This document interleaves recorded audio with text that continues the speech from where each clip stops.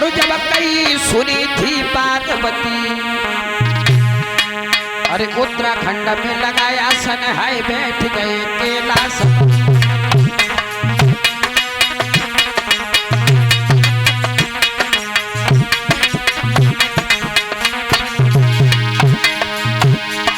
ये अमरनाथ की अमर कथा जब कई सुनी थी पार्वती,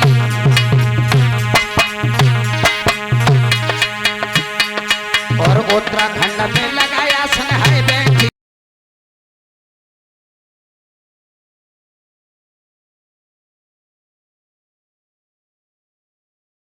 गए कैलाशपति।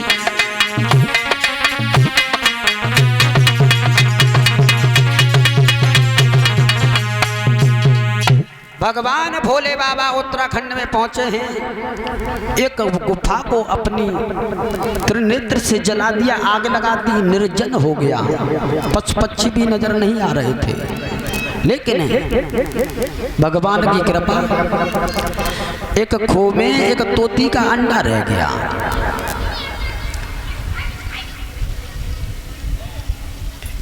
इधर ये हुआ, भगवान भोले बाबा ने मैया से कहा कि जब हम कथा सुनाते हैं तो कथा में इतने प्रेम विभोर हो जाते हैं कि हमें याद नहीं रहता, इसलिए बीच बीच में हुक्का देती रहना। हाँ? बोले ठीक है, हम ना सोई। अरे हम सोई पा के लें, क्योंकि हमें अमर होना है। भोले बाबा कथा सुनाने लगे, पार्वती कथा सुनने लगी। धीरे धीरे मैया को नींद आने लगी, मैया सो गई, और सोए गई तो खोए गई, जो जागे सो पावे, सोवे सो खो गई। मैया जब सो गई, उसी समय वो तोती का जो अंडा था वो फूट गया, उसमें से बच्चा निकला। तो बीच में जो तोती का बच्चा है, बीच बीच में हुक्का देने लगा। कथा जब पूरी हुई तो भोले बाबा कहने लगे, पार्वती, ए पार्वती। अब पार्वती माँ हो तब भोले बाबा ने पकड़ के लेकर लगा, बोली हम तो सोए गए। जवाब दिया भोले बाबा ने, फिर ये बीच बीच में हुक्का कौन दे रहा था? इसका मतलब यहाँ कोई चोर है। उस तोते का बच्चा सोचने लगा, अब हमारे प्राण बचने वाले नहीं हैं। भगवान भोले बाबा ने त्रिशूल छोड़ दिया, आगे आगे तोते का बच्चा, पीछे पीछे त्रिशूल। तो वेद व्यास जी की पत्नी, जिनका दूसरा नाम था केशल द्वैपन, वेद व्यास जी का दूसरा नाम है केशल द्वैपन, उनकी पत्नी पिंगला और दूसरा नाम है अरंडी, छत पे खड़े होकर के एक प्रमाण ये मिला है कि जमाई ले रही थी, और दूसरा प्रमाण ये है कि उनकी पत्नी ने सामने से त्रिशूल को आता हुआ देखा, तो उनके मुंह से निकली हाय दैया, और जब हाय दैया निकली तो मुंह फट गया। उस तोते के बच्चे ने छोटा सा रूप बनाया और उनके उदर में प्रवेश हो गया। भगवान भोले बाबा आए, वेद व्यास जी से बोले हैं, तुम्हारे घर में हमारा चोर है, उस चोरों को बाहर निकालो। बोले हम तो यहीं खड़े, यहाँ तो कोई चोर नहीं आया। बोले तुम्हारी पत्नी के पेट में है। तो व्यास जी कहने लगे, एक काम करो, पहले हमारी पत्नी को मारो, उसके बाद उस चोर को निकालो। भोले बाबा कहने लगे, ऐसा कैसे कर सकते हैं? निर्दोष की हत्या करना पाप है, उनका तो कोई दोष नहीं है, और बिना दोष के हम तुम्हारी पत्नी को मार नहीं सकते। तो व्यास जी कहने लगे, फिर बैठो, जाइए इंतजार करो, और क्या करेगा। भोले बाबा बैठ गए। तो महाराज 1-2 साल ना है, डोंगरेज महाराज जी जो बम्बई वाले, उनकी जो श्रीमद् भागवत कथा है, उसमें प्रमाण है कि व्यास जी की पत्नी के पेट में सुखदेव जी 16 साल तक रहे। और दूसरा प्रमाण यह है, जो अपनी सुख सागर है उसमें 12 साल तक दिखाया है। जब माँ के उदर में दर्द होने लगा तो व्यास जी ने कहा, बेटा बाहर आ जाओ। बोले नहीं आएंगे, क्योंकि भोले बाबा बाहर बैठे, जैसे ही पेट से निकलेंगे मार देंगे हमें। अगर हमें बाहर आना है तो सबसे पहले इस दुनिया को, इस संसार को एक पल के लिए निर्मोही करना है। आज भगवान विष्णु ने एक पल के लिए दुनिया को निर्मोही किया है। किसी को किसी का मोह नहीं रहा। भोले बाबा सब भूल गए। सुखदेव जी माँ के पेट से बाहर निकले और निकल कर सीधे चल दिए वन में भगवान का भजन करने के लिए।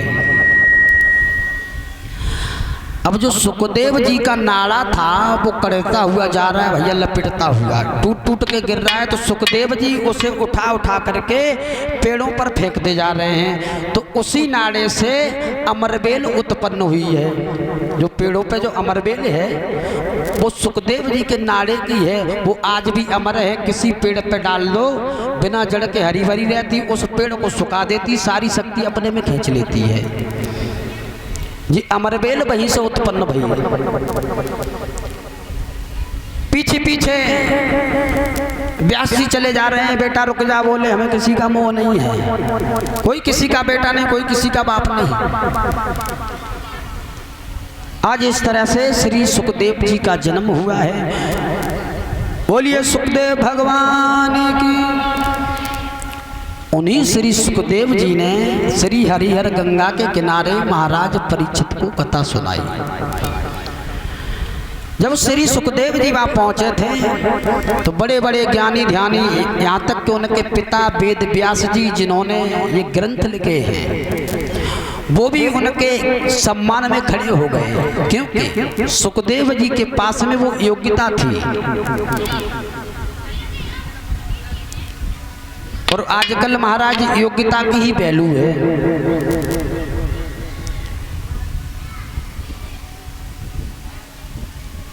महाभारत हमें जीना सिखाता है, गीता हमें कर्म सिखाती है और रामायण हमें धर्म सिखाती है।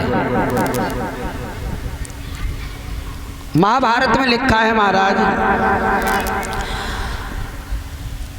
अगर कोई शास्त्र से न माने, पहले तो भगवान कन्हैया ने दुर्योधन के यहाँ पर शांति दूत बन करके गए थे, शांति संदेश लेके, कि अगर ये युद्ध टल जाए तो टल जाए, लेकिन दुर्योधन नहीं माना। तो भगवान कन्हैया कहते हैं कि पहले शास्त्र से समझाओ, और शास्त्र से ना समझे तो बस शास्त्र में से एक डंडा निकाल दो, फिर क्या है वो शास्त्र है, फिर शस्त्र उठाए लो। और हमारी रामायण कहती है कि अगर भाई का अपनों का फर्ज निभाना है, अगर तुम्हारा हिस्सा जा रहा है तो हिस्सा भी छोड़ देना चाहिए। भगवान राम चाहते तो का 14 वर्षों को वनवास हो जा, तो नहीं होता। अगर प्रजा को एक इशारा करते तो भगवान राम ही राजा होते, लेकिन उन्होंने अपना धर्म निभाया।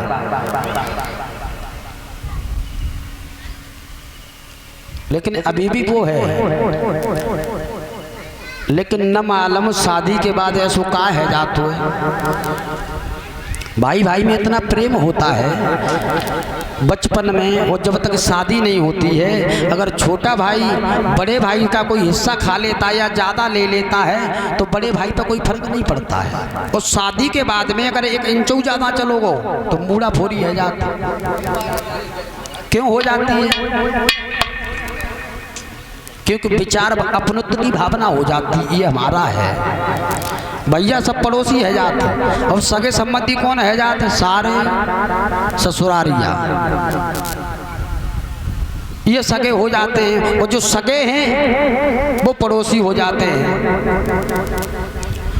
तो जहाँ इससे को छोड़ा गया है वहाँ रामायण लिखी गई, और जहाँ बेईमानी हुई वहाँ महाभारत लिखा गया है। और गीता में पूरा कर्म के बारे में लिखा है, और कर्म ही प्रधान है। वही श्री सुखदेव जी महाराज परीक्षित को कथा सुना रहे हैं। श्री सुखदेव जी समझाते हैं, राजन परीक्षित, अब हम आपको बताएंगे कि एक 5 वर्ष के बालक ने छोटी सी उम्र में भगवान के दर्शन किस तरह से किए। महाराज उत्तानपाद के घर में कोई संतान नहीं थी। महाराज उत्तानपाद की पत्नी का नाम था सुनीति। अगर उनके घर में दुख था तो सिर्फ एक ही था कि किसी संतान ने जन्म नहीं लिया। महारानी सुनीति आंगन में बैठ करके रोने लगी, सोचने लगी, हे पार ब्रह्म परमात्मा, ऐसा कौन सा पाप किया है जिसकी वजह से हमें संतान का मुख देखने का भाग्य प्राप्त नहीं हुआ। रो रही है, सोचने लगी। हरे ओ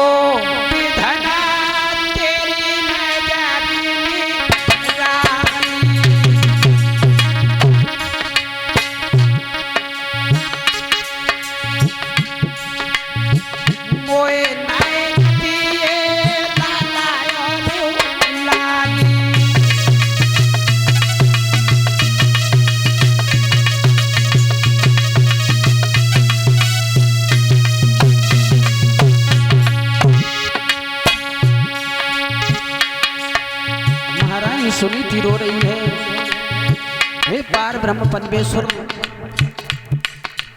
ये कौन से जन्म के हमारे पाप हैं जिसकी वजह से एक संतान का मुंह तक देखने को नहीं मिला।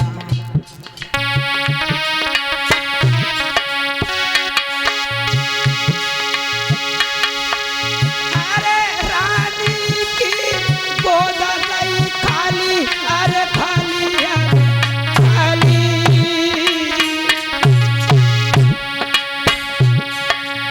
और तूने नजर कहाँ पे डाली।